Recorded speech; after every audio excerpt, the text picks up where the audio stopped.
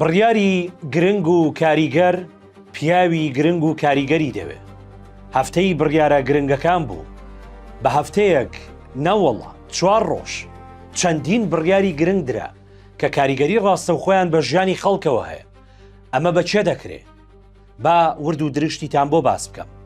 کاتێک سەرکردایەتیکردن دەبێتە ئیرادەیەکی کردداری و ڕاستەوخۆ دەچێتە خزمەتی ژیانی ڕۆژانەی خەڵکەوە. ئاوا دەبێت. ئەمە پێی دەڵێن حکومڕانی تەندروست. من بەراورد ناکەم چونکە لە ئاستی ئەمە شتێک نییە شایانی باسکردن بێت. بڕیارەکانی ئەم هەفتەیە تەنها هەنگاوی ئاسایی نین، بەڵکو و گزارش لە استراتیژێکی قوڵ دەکەن کە جەخت لەسەر پاراستن و گەشەپێدانی سەقامگیری ئابووری و پاڵپشتیگرنی ڕاستەوخۆی هاوڵاتیان دەکاتەوە.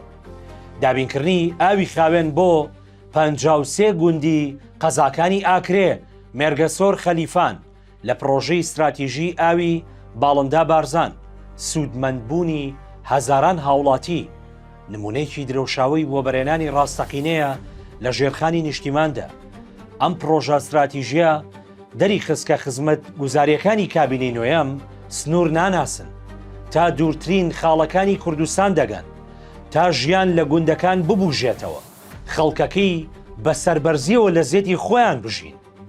لەلایەکی دیکەوە بڕیارەکانی پەیوەست بە بار و گوزەرانی هاوڵاتیان وەک کەمکردنەوە و جێگیرکردنی نرخی بانزین، پابندکردنی هەموو بانزینخانەکان لە هەموو هەرێمی کوردستان یەک مانای هەیە. ئەم کابینەیە حکوومەتی کردارە، نەک حکوومەتی دروشم و بەڵێنی بێبنەما. تۆ لە ماوەی شەو ڕۆژێکدا بانزینی نۆرماڵی بازرگانی لە 1400 دینارەوە بکەیتە 850 دینار، پاشان ڕێگری لە قۆرخکاری بانزینخانەکان بکەی و نرخی بانزینی محەسەن بە 1000 دینار و بانزینی سوپەر بە 1200 دینار بۆ هەر لیترێک جێگیر بکەیت، بەڕاستی جێی خۆی دەگرێت.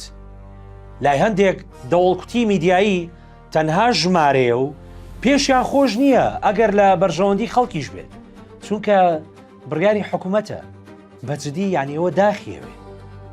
ئەمڕۆژ ئەنجومەنی وەزیران بە سەرۆکایەتی مەسرور بارزانی کۆبەوە چەند بڕیارێکی دیکەی گرنگ لە بەرژەوەندی خەڵک درا. درێژکردنەوەی سزای سەرپێچەکانی هاتوچۆ بە ڕێژەی لە 120 تاوەکو کۆتایی ئەم ساڵ، واتە 6 مانگی دیکە درێژ کرایەوە. ئێبێگومان ئەمەش ئەگەر ڕێژەیش بێت جگە لە گیرفانی هاوڵاتیان و شۆفێران بە تایبەتی چێ دیکە قازانج دەکات با تێبگەینیانی. بڕیارێکی دیکەش پەیوەست بە قەرزی کارەبا، واتە قەرزەکانی پێش پرۆژەی ڕووناکی و کارەبای 24 ساعتی، سەرڕای هەڕەشەکان و ڕاگررتنی کۆرمۆر و گەرمای هاوین کە خواستی بەکارهێنانی کارەبا زۆر زیاتر دەبێت. بڕیاردرا بە لێخۆشبوون لە قەرزی کۆنی کەڵەکەبووی کارەبا لە سێکتەرە جیاوازەکان بەم شێوەیە. لێخۆشبوون بە ڕێژەی 150 بۆ هاوڵاتیانی ئاسایی، واتە کارەبای ماڵان و کارەبای کشت و کاڵی. بۆ بازرگانی و پیشەسازی و حکومیش بە ڕێژەی لە 125 لێخۆشبوون دەکرێت.